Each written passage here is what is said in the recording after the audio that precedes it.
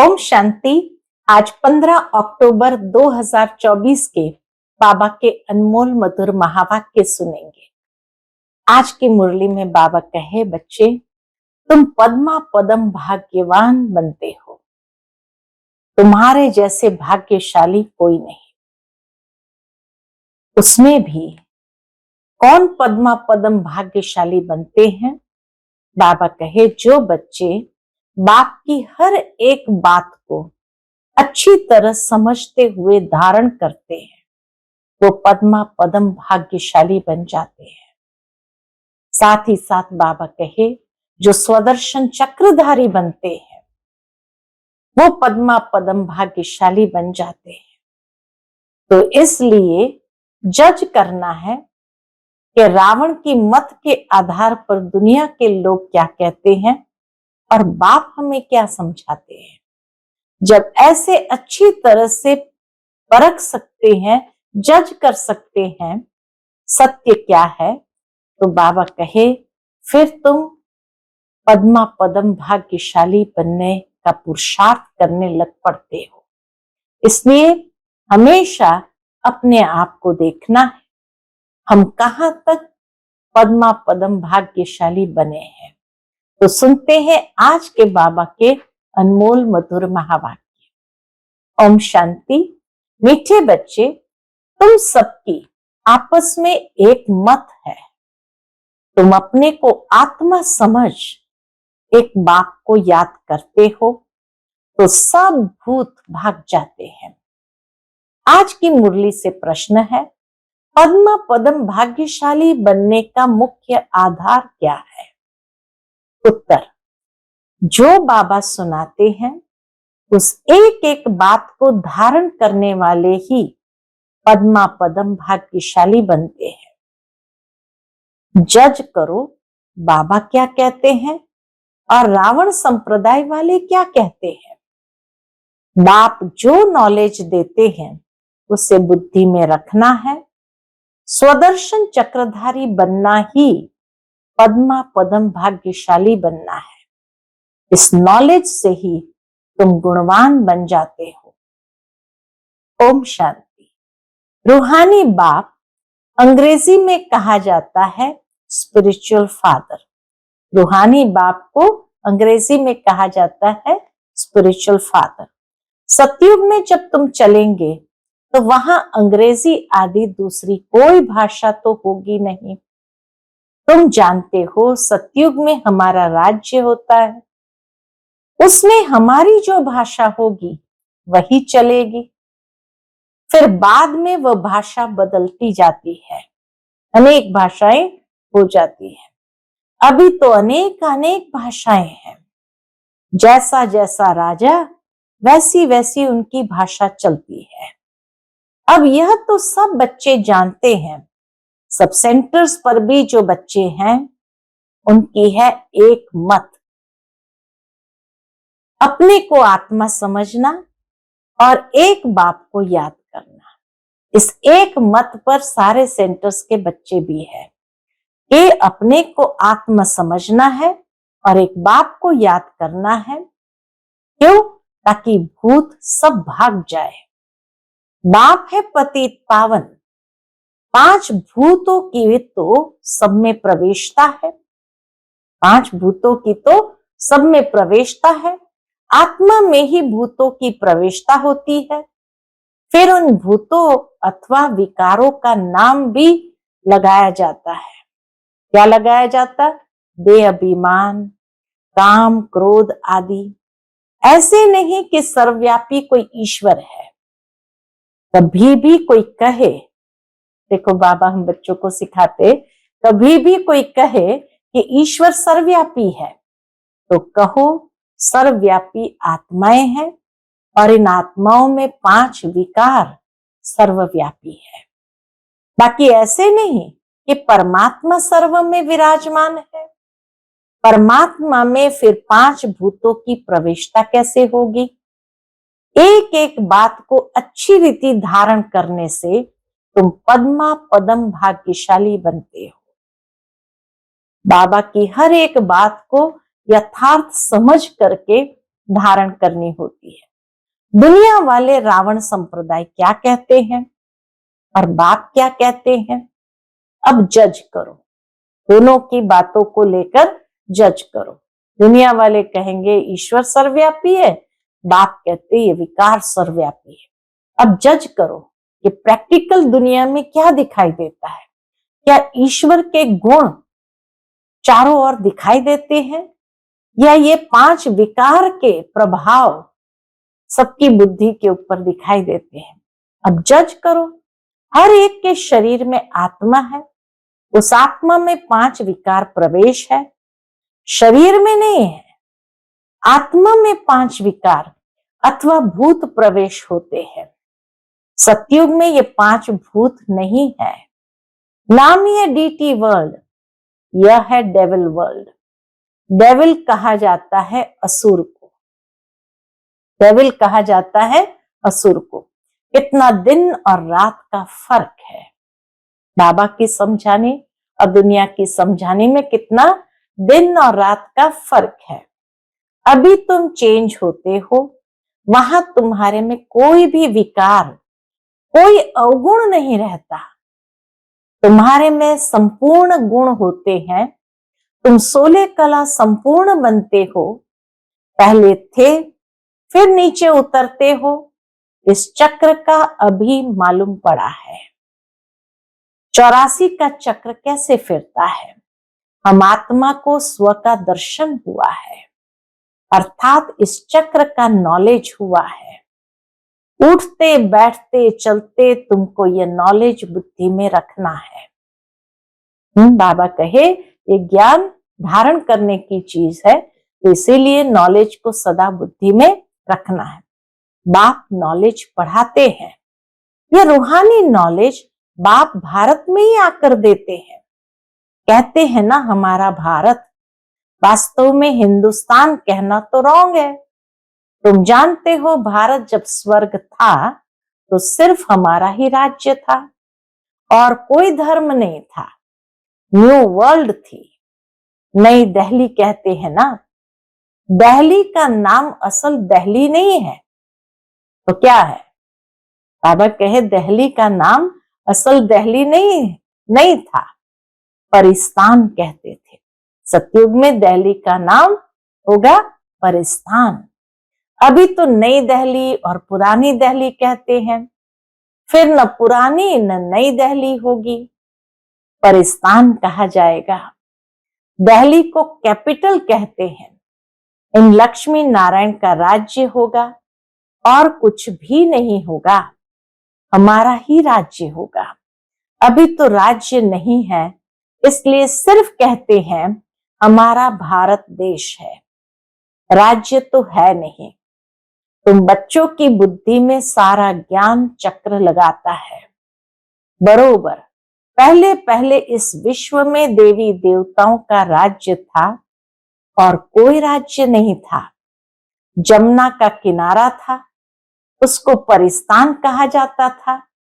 देवताओं की कैपिटल दिल्ली ही रही है तो सभी को कशिश होती है। देवताओं की कैपिटल भी दिल्ली ही रही है, उस समय परिस्तान कहा जाता है, इसीलिए सबको दिल्ली आकर्षित करती है। सबसे बड़ी भी है, एकदम सेंटर है, बीच में है। मीठे मीठे बच्चे जानते हैं पाप तो जरूर हुए हैं। ये 5 विकारों के कारण पाप तो जरूर हुए हैं, पाप आत्मा बन गए हैं। सतयुग में होते हैं पुण्य आत्माएं, बाप ही आकर पावन बनाते हैं, जिसकी तुम शिव जयंती भी मनाते हैं। बाबा कहे बाबा आकर पावन बनाते हैं, इसलिए तुम शिव जयंती भी मनाते हो। अब जयंती अक्षर तो सबसे लगता है, इसलिए इनको फिर शिवरात्रि कहते हैं। रात्रि के समय में बाबा आते हैं, इसलिए शिव जयंती से ज्यादा शिवरात्रि कहते हैं, क्योंकि जयंती तो कईयों की होती है। रात्रि का अर्थ तो तुम्हारे सिवाय कोई समझ न सके। अच्छे अच्छे विद्वान आदि कोई भी नहीं जानते कि शिवरात्रि क्या है, तो मनावे क्या। बाप ने समझाया है रात्रि का अर्थ क्या है। यह जो 5000 वर्ष का चक्र है उसमें सुख और दुख का खेल है। सुख को कहा जाता है दिन, दुख को कहा जाता है रात। तो दिन और रात के बीच में आता है संगम। आधा कल्प है सोजरा, आधा कल्प है अंधियारा। भक्ति में तो बहुत टिक टिक चलती है। यहां है सेकंड की बात, बिल्कुल इजी है। सहज योग। तुमको पहले जाना है मुक्ति धाम, फिर तुम जीवन मुक्ति और जीवन बंध में कितना समय रहे हो यह तो तुम बच्चों को याद है, फिर भी घड़ी घड़ी भूल जाते हैं। बाप समझाते हैं योग अक्षर ठीक, परंतु उन्हों का है जिस्मानी योग और यह है आत्माओं का परमात्मा के साथ योग। सन्यासी लोग अनेक प्रकार के हठ योग आदि सिखाते हैं तो मनुष्य मूंझते हैं। तुम बच्चों का बाप भी है तो टीचर भी है, तो उनसे योग लगाना पड़े ना। टीचर से पढ़ना होता है। बच्चा जन्म लेता है तो पहले किससे योग होता है? बाबा कहे बच्चा जन्म लेता है तो पहले बाप से योग होता है, फिर 5 वर्ष के बाद टीचर से योग लगाना पड़ता है और फिर वानप्रस्थ अवस्था में गुरु से योग लगाना पड़ता है। तो पहले पहले बच्चे का जन्म होता तो सबसे पहले माता पिता से ही योग लगता है, फिर टीचर और फिर गुरु के साथ। 3 मुख्य याद रहते हैं, वह तो अलग अलग होते हैं। दुनिया में तो बाप टीचर सतगुरु अलग अलग है। यहाँ यह एक ही बार बाप आकर बाप भी बनते हैं, टीचर भी बनते हैं। वंडरफुल है ना। ऐसे बाप को तो जरूर याद करना चाहिए। जन्म जन्मांतर तीनों को अलग अलग याद करते आए हो। सतयुग में भी बाप से योग होता है, फिर टीचर से होता है। पढ़ने तो जाते हैं ना, बाकी गुरु की वहां दरकार नहीं रहती, क्योंकि सब सदगति में है। ये सब बातें याद करने में क्या तकलीफ है, बिल्कुल सहज है। इनको कहा जाता सहज योग, परंतु यह है अनकॉमन। ये सहज योग है परंतु अनकॉमन है, इतना कॉमन भी नहीं है। बाप कहते मैं ये टेम्पररी लोन लेता हूं, सो भी कितना थोड़ा समय लेता हूं। 60 वर्ष में वानप्रस्थ अवस्था होती है। कहते हैं 60 लगी लाठ, 60 तो लगी लाठ, अर्थात जैसे ही इंसान 60 साल का होता है तो लाठी लेकर चलना शुरू करता है। तो कहते हैं 60 लगी लाठ। इस समय सबको लाठी लगी हुई है। सब वानप्रस्थ निर्वाण धाम में जाएंगे। वह है स्वीट होम, स्वीटेस्ट होम। उनके लिए ही कितनी अथाह भक्ति की है। अभी चक्र फिर कर आए हो। मनुष्य को यह कुछ भी पता नहीं है, ऐसे ही गपोड़ा लगा दिया है कि लाखों वर्ष का चक्र है। लाखों वर्ष की बात हो तो फिर रेस्ट मिल ना सके, रेस्ट मिलना ही मुश्किल हो जाए। तुमको रेस्ट मिलती है, उसको कहा जाता है साइलेंस होम। इनकॉर्पोरियल वर्ल्ड, यह है स्थूल स्वीट होम, वह है मूल स्वीट होम। आत्मा बिल्कुल छोटा रॉकेट है, इनसे तीखा भागने वाला कोई होता नहीं। यह तो सबसे तीखा है, आत्मा सबसे तीखा भागती है। 1 सेकंड में शरीर छूटा और यह भागा। दूसरा शरीर तो तैयार रहता है, ड्रामा अनुसार पूरे टाइम पर उनको जाना ही है। ड्रामा कितना एक्यूरेट है, इनमें कोई इनएक्यूरेसी है नहीं। इतना परफेक्ट और एक्यूरेट है ड्रामा, जो बाबा कहे कोई भी प्रकार की इनएक्यूरेसी है ही नहीं। ये तुम जानते हो। बाप भी ड्रामा अनुसार बिल्कुल एक्यूरेट टाइम पर आते हैं। एक सेकंड का भी फर्क नहीं पड़ सकता। मालूम कैसे पड़ता है?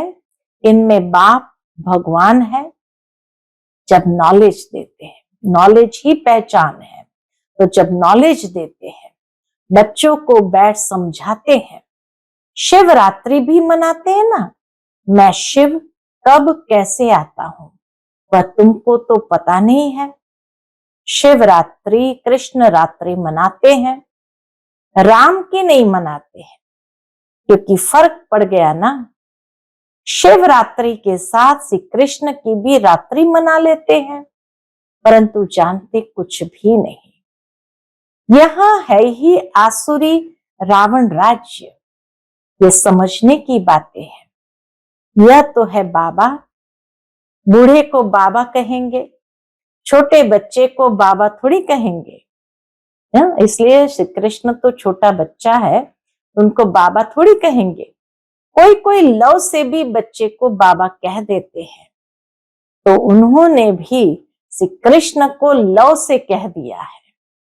बाबा तो तब कहा जाता है जब बड़े हो और फिर बच्चे पैदा करते हो। श्री कृष्ण खुद ही प्रिंस है, उनको बच्चे कहां से आए?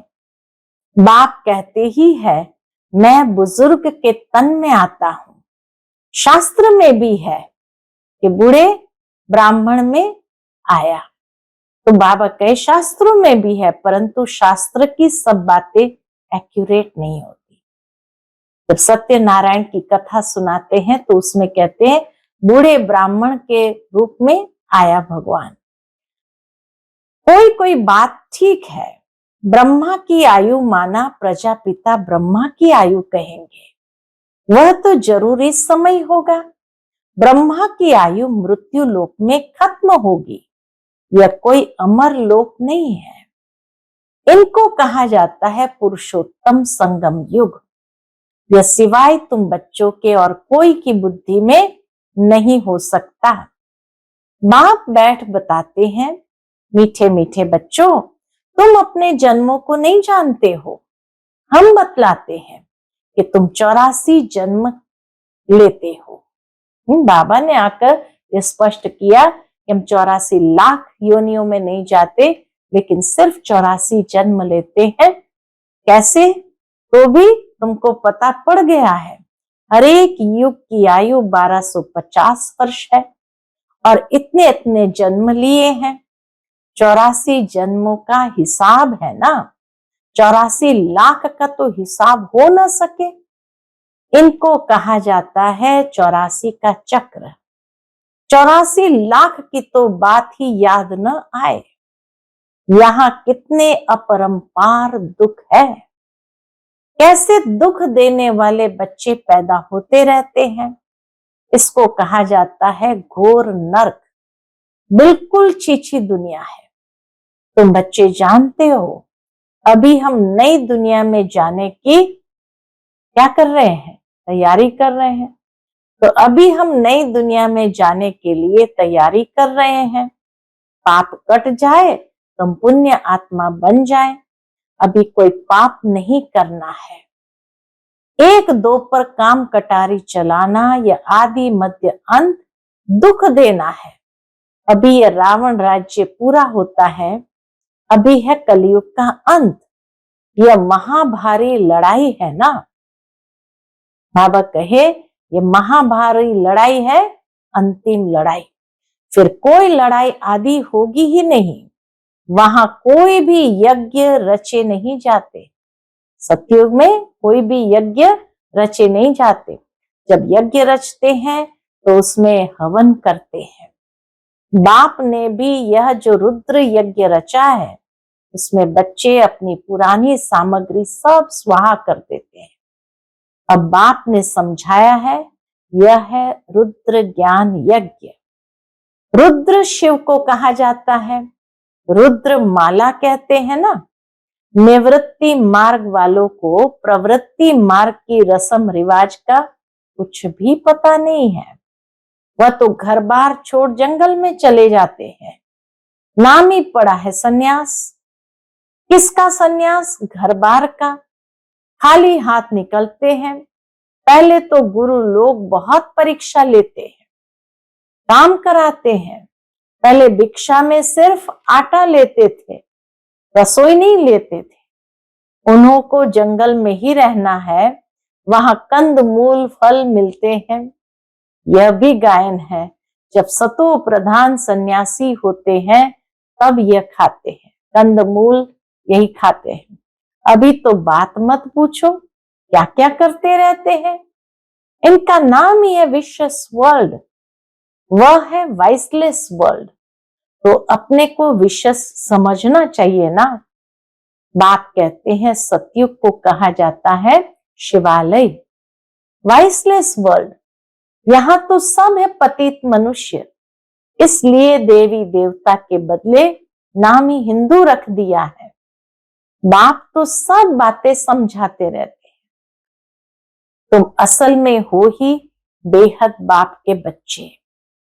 वह तो तुम्हें 21 जन्मों का वर्षा देते हैं। शिव बाबा आकर हमें 21 जन्मों का वर्षा देते हैं। तो बाप मीठे मीठे बच्चों को समझाते हैं, जन्म जन्मांतर के पाप तुम्हारे सिर पर है। पापों से मुक्त होने के लिए ही तुम बुलाते हो। साधु संत आदि सब पुकारते हैं, हे पतित पावन आओ। अर्थ कुछ नहीं समझते, ऐसे ही गाते रहते हैं, ताली बजाते रहते हैं।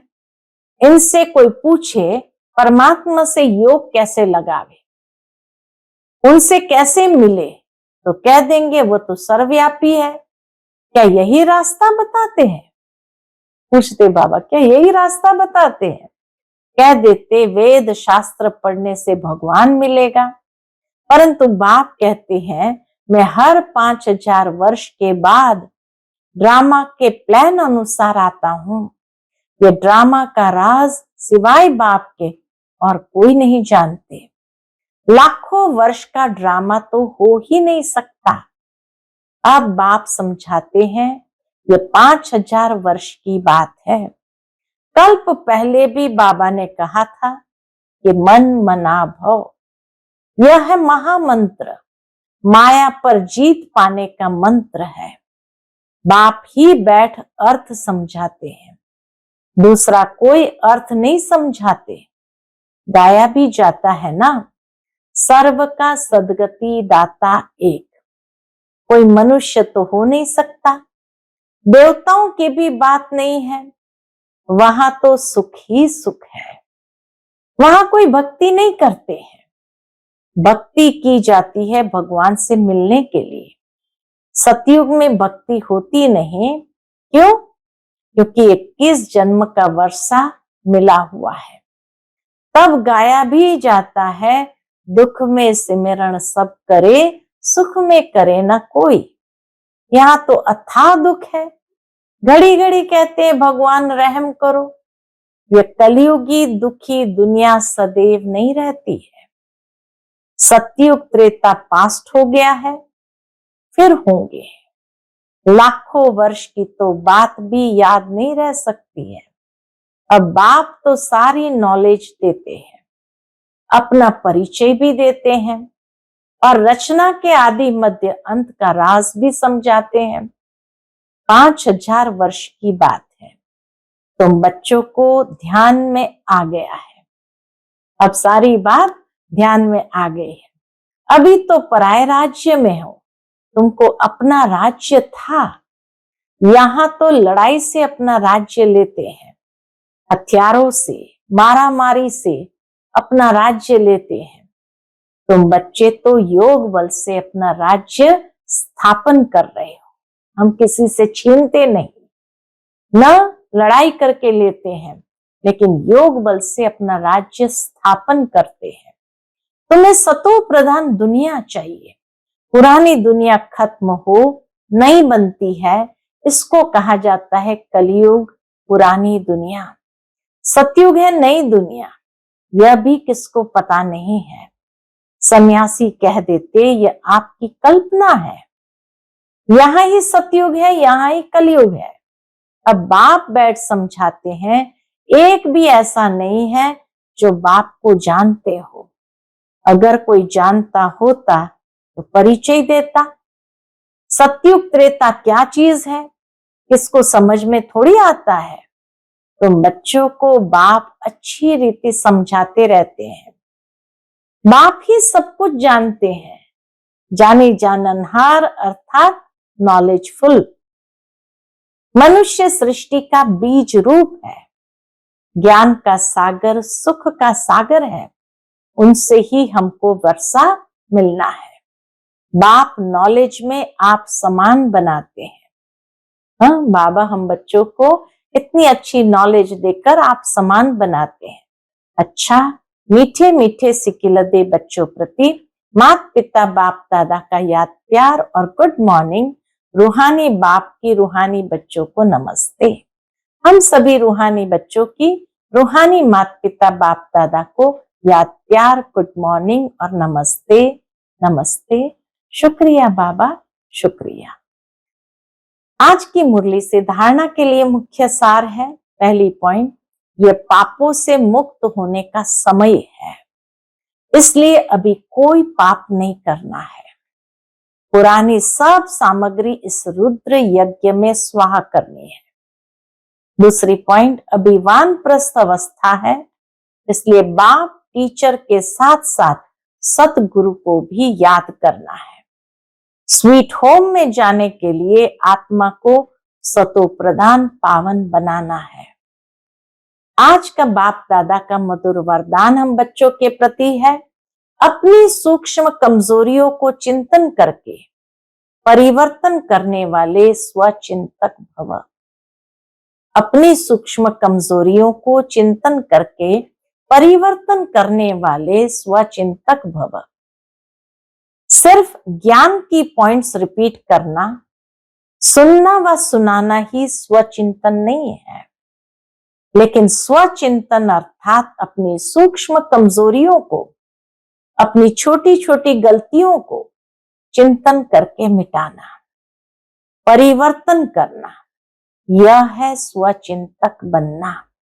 ज्ञान का मनन तो सभी बच्चे बहुत अच्छा करते हैं, लेकिन ज्ञान को स्वयं के प्रति यूज कर धारणा स्वरूप बनना, स्वयं को परिवर्तन करना, इसके ही मार्क्स फाइनल रिजल्ट में मिलती है। आज का स्लोगन है, हर समय करण करावन हार बाबा याद रहे तो मैंपन का अभिमान नहीं आ सकता। हर समय करण करावनहार बाबा याद रहे तो मैंपन का अभिमान नहीं आ सकता। अच्छा, ओम शांति।